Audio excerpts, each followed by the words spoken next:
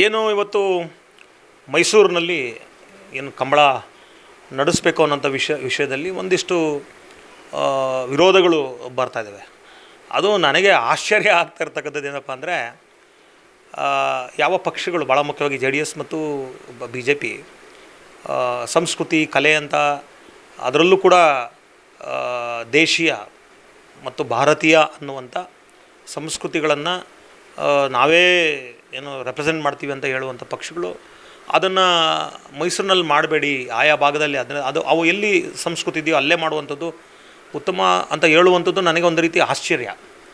ಅದು ಆ್ಯಕ್ಚುಲಿ ಈ ಥರದ ಸ್ಟೇಟ್ಮೆಂಟ್ಗಳು ಕಾಂಗ್ರೆಸ್ನವ್ರು ಕೊಡಬೇಕು, ಆದರೆ ಅದು BJP ಅವರು ಸ್ಟೇಟ್ಮೆಂಟ್ ಕೊಡ್ತಾರೆ, ನನಗೆ ಯಾಕೋ ವಿಚಿತ್ರ ಅನ್ನಿಸ್ತಾ ಇದೆ ಒಂದು. ಆಮೇಲೆ ಎರಡನೇದು, ಅವರು ಯಾವ ಕಾರಣಕ್ಕೆ ಹೇಳ್ತಾ ಇದ್ದಾರೋ ಗೊತ್ತಿಲ್ಲ. ಬಟ್ ಆದರೆ ಒಂದು ಖಂಡಿತವಾಗ್ಲೂ ಒಂದು ಕಲೆ ಅನ್ನುವುದು, ಉದಾಹರಣೆಗೆ ನಮಗೆ ಕರಾವಳಿ ಪ್ರದೇಶ ಏನಿದೆಯಲ್ಲ ಅದೇನು ಕರ್ನಾಟಕ ಬಿಟ್ಟು ಬೇರೆ ದೇಶ ಅಥವಾ ಬೇರೆ ರಾಜ್ಯ ಅಲ್ಲ, ಅದು ನಮ್ಮ ರಾಜ್ಯದ ಭಾಗವೇ. ಹಾಗೆ ನಮ್ಮ ಕಲೆ, ಉದಾಹರಣೆಗೆ ಯಾವುದೇ ಭಾಗದ ಕಲೆ ಆಗಿರ್ಬೋದು, ಆ ಕಲೆಯನ್ನು ಒಟ್ಟು ಸರ್ಕಾರಗಳು ಪ್ರೋತ್ಸಾಹಿಸುವಂಥದ್ದು ಒಂದು ಒಳ್ಳೆಯ ಕೆಲಸ. ಅದು ಮೈಸೂರಿನಲ್ಲಾಗಲಿ ಇನ್ನೊಂದು ಕಡೆ ಆಗಲಿ ಮಾಡುವಂಥದ್ದು ಸರಿ ಇದೆ ಅದು. ಬಟ್ ಅವ್ರು ಯಾವ ಕಾರಣಕ್ಕೆ ಅದನ್ನು ವಿರೋಧ ಮಾಡ್ತಾಯಿದ್ದಾರೋ ನನಗಂತೂ ಅರ್ಥ ಆಗ್ತಾಯಿಲ್ಲ. ಅದರಿಂದ ಏನಾದರೂ ಅನಾಹುತಗಳಾಗುವಂಥದ್ದು ಅಥವಾ ಏನಾದರೂ ಮತ್ತು ಅದಕ್ಕೆ ಹೆಚ್ಚು ಪ್ರಾಮುಖ್ಯತೆ ಕೊಟ್ಟು ಮೈಸೂರು ಭಾಗದಲ್ಲಿರುವಂಥ ಕಲಾ ಪ್ರಕಾರಗಳಿಗೆ ಏನಾದರೂ ತೊಂದರೆ ಆಗ್ತಾಯಿದೆ ಅಂದರೆ ಅದನ್ನು ಸರಿ ಇದೆ ಅದು. ಯಾಕಂದರೆ ನಮ್ಮದೇ ಒಂದಿಷ್ಟು ಕಲಾ ಪ್ರಕಾರಗಳು ಇರುವ ಸಂದರ್ಭಗಳಲ್ಲಿ ಅದಕ್ಕೆ ನಾವು ಉತ್ತೇಜನ ಕೊಡೋ ಬದಲು, ಅದಕ್ಕೆ ನಾವು ಹೆಚ್ಚು ಪ್ರೋತ್ಸಾಹ ಕೊಡುವ ಬದಲು ಇನ್ನೊಂದು ಭಾಗದಲ್ಲಿರೋರಿಗೆ ಕೊಡುವಂಥದ್ದು ಸಹಜವಾಗಿ ಅಲ್ಲಿರತಕ್ಕಂಥ ಲೋಕಲ್ ಆರ್ಟಿಸನ್ಸ್ಗೆ ಅಥವಾ ಲೋಕಲ್ಲಾಗಿ ಆ ಕಲೆಯನ್ನು ಪ್ರದರ್ಶನ ಮಾಡುವಂಥವ್ರಿಗೆ ಅವ್ರಿಗೂ ಒಂದು ರೀತಿ ಪಾಪ ಏನೋ ಒಂಥರ ನಾವು ಕಳೆದೋದ್ವಿ ಅನ್ನುವಂಥ ಭಾವನೆ ಸೃಷ್ಟಿಯಾಗ್ತದೆ. ಹಾಗಾಗಿ ಆ ಥರದ್ದಾದಂಥ ಸಂದರ್ಭದಲ್ಲಿ ಸರಿ ಇದೆ. ಆದರೆ ಇದು ಎಲ್ಲರಿಗೂ ಸಮಾನವಾಗಿ ಅವಕಾಶಗಳನ್ನು ಕೊಟ್ಟು, ಎಲ್ಲದಕ್ಕೂ ಅವಕಾಶ ಕೊಟ್ಟು ಅದರ ಜೊತೆಗೆ ಇದಕ್ಕೂ ಅವಕಾಶ ಕೊಡ್ತಾಯಿದ್ದೀವಿ ಅಂದಾಗ ಅದೇನು ನನಗನ್ಸುತ್ತೆ ಅದೇನು ದೊಡ್ಡ ಸಮಸ್ಯೆ ಆಗಬಾರ್ದು. ಆದರೆ ಎಲ್ಲದಕ್ಕೂ ನಾವು ರಾಜಕಾರಣವನ್ನು ಮಿಕ್ಸ್ ಮಾಡ್ತಾ ಹೋಗುವಂಥದ್ದು ತಪ್ಪು ಅನಿಸುತ್ತೆ. ಅದೊಂದು ಸಂಸ್ಕೃತಿ, ಅದೊಂದು ಕಲೆ, ಒಂದು ರೀತಿ ಅದನ್ನು ಕೂಡ ಒಂದಿಷ್ಟು ಜನರು ನೋಡಿ ಖುಷಿ ಪಡುವಂಥ ಒಂದು ಏನಂತಾರೆ, ಅದೊಂದು ಕ್ರೀಡೆ ಒಂದು ರೀತಿ ಹೇಳಬೇಕಾದ್ರೆ.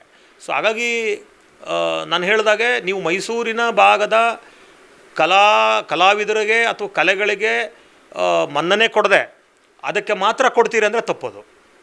ಆದರೆ ಎಲ್ಲದರ ಜೊತೆಗೆ ಇದು ಒಂದು ಅಂತ ಹೇಳಿದಾಗ ನನಗನ್ಸುತ್ತೆ ಅದೇನು ತಪ್ಪಲ್ಲ ಅಂತ ಅನಿಸುತ್ತೆ. ಇಲ್ಲ, ಅದು ಖಂಡಿತ. ಈಗ ನೋಡಿ, ನನಗನ್ಸುತ್ತೆ ಈಗ BJP ಸರ್ಕಾರ ಇದ್ದಾಗ ಪ್ಯಾಲೇಸ್ ಗ್ರೌಂಡಲ್ಲಿ ಬೆಂಗಳೂರಲ್ಲಿ ಮಾಡಿದಾಗ ಕಾಂಗ್ರೆಸ್ನವ್ರು ವಿರೋಧ ಮಾಡಿದ್ರು, ಅದನ್ನು ಕಾಂಗ್ರೆಸ್ನವ್ರು ವಿರೋಧ ಮಾಡಿದ್ರು. ಈಗ ಅದೇ ನಾನು ಹೇಳಿದ ರಾಜಕೀಯ ಕಾರಣಕ್ಕೆ ವಿರೋಧ ಮಾಡೋದು ತಪ್ಪು. ನೀವು ಹೇಳ್ದಂಗೆ ಆ ಪ್ರಾಣಿಗಳಿಗೆ ಮತ್ತು ಆ ಕಲೆಯನ್ನು ಪ್ರದರ್ಶನ ಮಾಡುವಂಥ ವ್ಯಕ್ತಿಗಳಿಗೆ ಇದರಿಂದ ತೊಂದರೆ ಆಗುತ್ತೆ ಅನ್ನೋದು ಸರ್ಕಾರ ನೋಡಬೇಕಾಗುತ್ತೆ.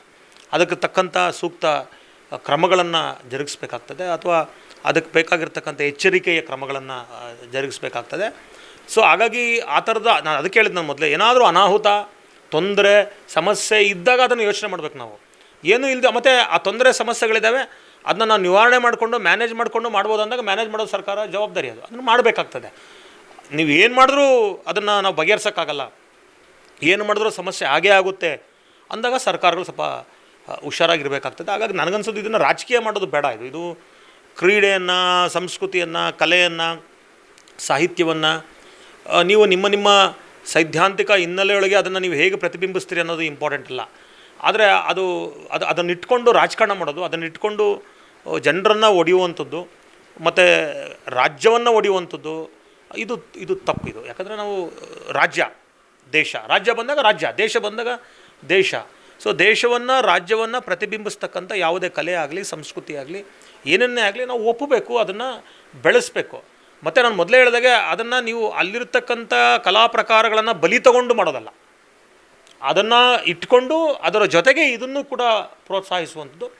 ಹಾಗೆ ನಾಳೆ ಮುಂದಿನ ದಿನಗಳಲ್ಲಿ ಕರಾವಳಿ ಭಾಗದಲ್ಲೂ ಕೂಡ ಆ ಥರ ಏನಾದರೂ ಆದಾಗ ಅವರು ಕೂಡ ಇಲ್ಲಿರೋರಿಗೂ ಅವಕಾಶ ಕೊಟ್ಟು ಇಲ್ಲಿನ ಕಲೆಗಳನ್ನು ಕೂಡ ಪ್ರದರ್ಶನ ಮಾಡುವಂಥ ಒಂದು ಧೈರ್ಯವನ್ನು ತೋರಿಸ್ಬೇಕಾಗ್ತದೆ. ಅದು ಸರ್ಕಾರದ ಜವಾಬ್ದಾರಿ, ಸರ್ಕಾರ ಮಾಡಬೇಕಾಗ್ತದೆ.